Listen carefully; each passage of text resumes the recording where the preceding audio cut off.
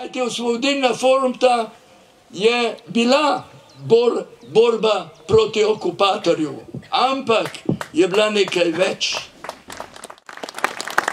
Osvobodilna fronta ni bila samo borba za našo svobodo, ampak je bila zavezniška borba za rešitev človeške civilizacije.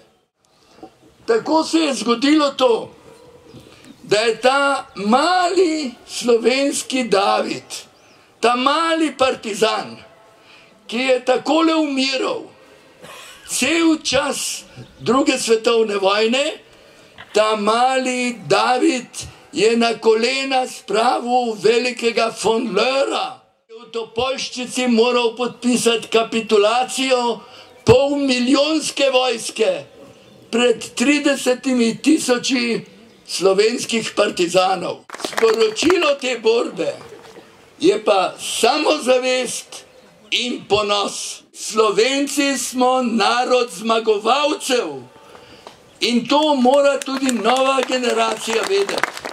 Mi smo kot narod sicer majhni, po svojem delu pa veliki in tega se moramo zavedati in ta ponos mora naša mlajša generacija soditi tudi s seboj, ker morajo vedeti, da so potomci partizanov. To ni več narod, o katerem je Cankar govoril, ko je rekel hlapci, za hlapce rojeni, za hlapce vzgojeni, hrbet je ukrivljen in željan biča.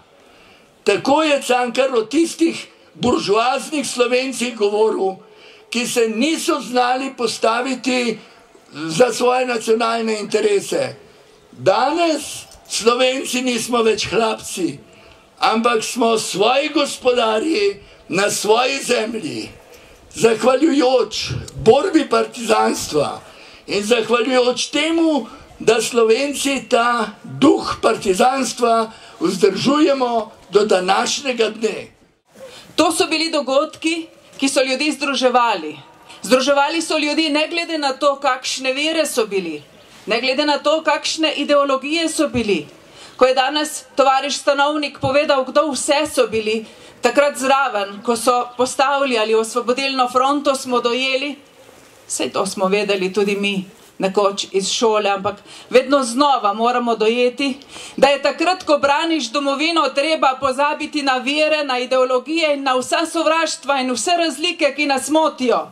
In ki nam ne dajo razumeti, da takrat, ko govorimo o domovini, tovariši, takrat je domovina ena.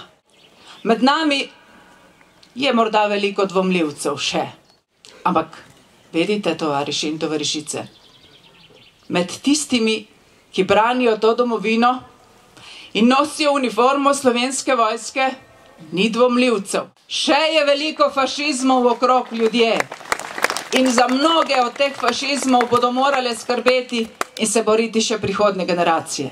Gospodje in gospe, tovariši in tovarišice, zaradi nas, zaradi vas, tovariši, zaradi vseh nas in vseh mladih, ki so danes z nami, in zaradi vseh tistih, ki še pridejo.